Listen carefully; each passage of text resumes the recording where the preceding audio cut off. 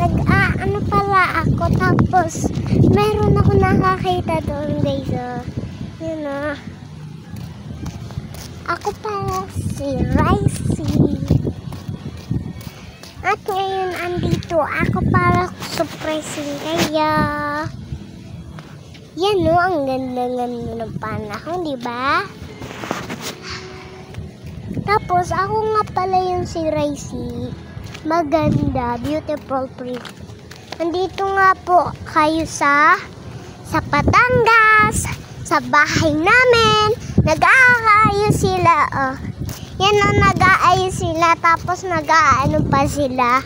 Yan o, yung parang banda doon. Ay, pwede tayong makapicture tayo dito. Ito o. Dito.